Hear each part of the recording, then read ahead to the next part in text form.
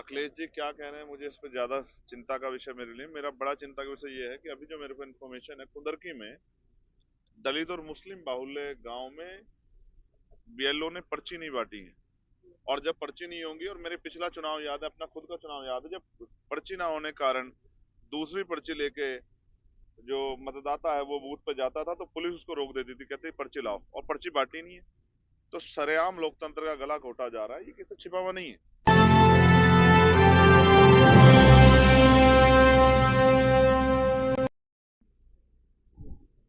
यहाँ भीकनपुर में हुआ, ये किसका परिणाम है?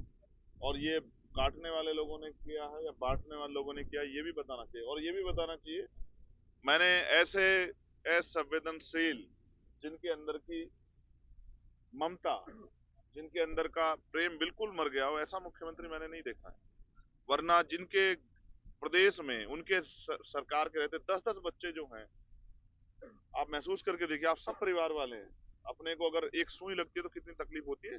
जिनके बच्चे जिंदा जल गए, जिनकी माँ की कोख सूनी हो गई, और मुख्यमंत्री मुस्कुराते प्रचार कर रहे थे कि सिर्फ सत्ता ही चाहिए।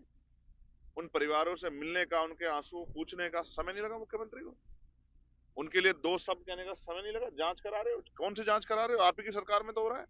दिखा नहीं, हमने कितनी बार कहा कि कोरोना काल के बाद या गोरखपुर मेडिकल कॉलेज के बाद हमेशा ऐसी घटनाएं लगातार हो रही हैं। क्या करिए सरकार? बस सिर्फ बंटवारे की बात, सिर्फ जो है हिंसा की बात, और हिंसा करके या हिंसा की बातें करके मुख्यमंत्री वोट तो बटोर लेंगे, लेकिन जन समस्या का समाधान नहीं कर सकते। आज पढ़ा लिखा नौजवान बेरोजगार घूम रहा है, 1,42,000 वैकेंसियां टीचरों की जिनको नहीं भर रहे, 27,000 स्कूल बंद कर रहे हैं। किनके रास्ते बंद होंगे? किसानों के बच्चों के, गरीबों के बच्चे के। सरकारी स्कूल में ग्रामीण क्षेत्रों में किसान और गरीब समुदाय रहता है, इनके बच्चों के रास्ते बंद होंगे। शिक्षा नहीं मिलेगी तो मेहनत मजदूरी करके लेबर क्लास बन जाए, कभी मुख्य धारा में नहीं आ पाएंगे। कैसे देश तरक्की कर जाएगा? ये जो झूठ है बेनकाब होगा, और जनता वोट की चोट से देखना, आप कल सबक सिखाएगी भारतीय जनता पार्टी।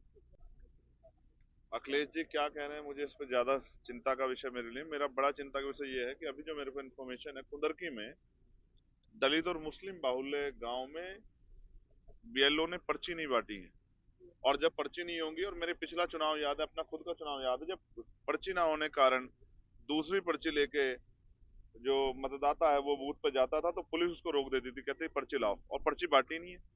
तो सरेआम लोकतंत्र का गला घोटा जा रहा है, ये किसी छिपा हुआ नहीं है। चाहे मीरापुर हो, चाहे गाजियाबाद हो, चाहे कुंदरकी हो, हर सीट पे आजाद समाज पार्टी मजबूत चुनाव लड़ रही है। शायद ये भय है जिसके कारण जो है एडमिनिस्ट्रेशन और पुलिस जो है इस तरह की कार्रवाई को अंजाम दे रही है। और मुझे लग रहा है चुनाव आयोग शायद जो है वो गहरी नींद में है, उनको ही दिखाई नहीं दे रहा। मैंने चुनाव आयोग को लेटर लिखा कि इस पत्र को पढ़ के आप इसका संज्ञान लीजिए। शायद अभी चुनाव आयोग सोया हुआ है, उसको दिखाई नहीं दे रहा है।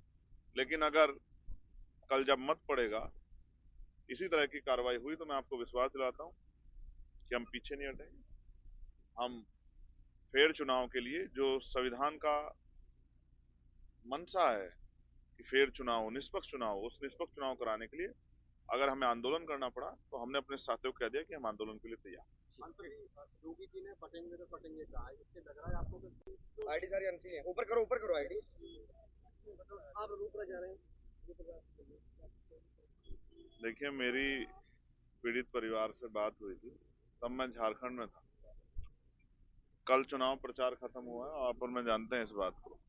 झारखंड, महाराष्ट्र और यूपी का जो उपचुनाव है, तो हम लोग छुट्टी नहीं रखते हैं। मैंने परिवार से वादा किया था, जैसे ही मैं चुनाव प्रचार से फ्री हो जाऊंगा, ये ताकत बनेगी तो जुल्म होना अपने आप बंद हो जाएगा।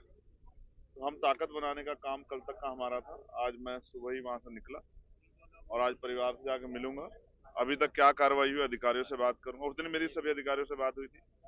नामजद आरोपी कितने गिरफ्तार हुए, इस घटना का मुख्य वजह क्या है, परिवार को जो मुआवजा मिलना था उसमें क्या सरकार का रुख है, कार्रवाई क्या हुई है, भविष्य में ऐसी घटना ना हो, उस पर सरकार का, एडमिनिस्ट्रेशन का, पुलिस का क्या रुख है, ये सब जानने का विषय है। तो आज मैं जाऊंगा, पहले परिवार से मिलूंगा, फिर मीडिया साथियों के साथ सब चीजें शेयर करूंगा।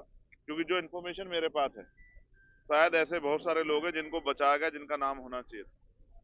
जो इस घटना के सूत्रधार है उनको बचाया गया। बाकी मैं पीड़ित परिवार से मिलकर, आप समझिए, अगर उत्तर प्रदेश में खुलेआम गोलियां चल रही हैं तो उत्तर प्रदेश की सरकार और मुख्यमंत्री कही कानून व्यवस्था बहुत अच्छी है, तो ये एक मजाक है।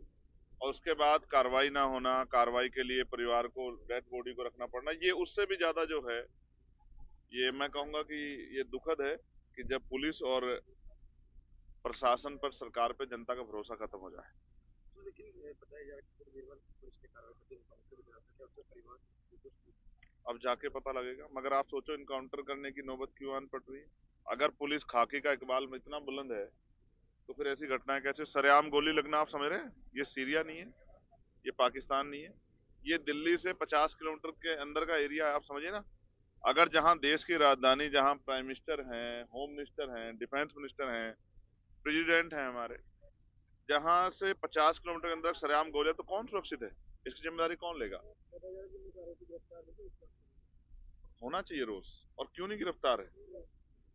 इसलिए कि मरने वाला दलित का बेटा, इसलिए गिरफ्तार नहीं कर रहे हो?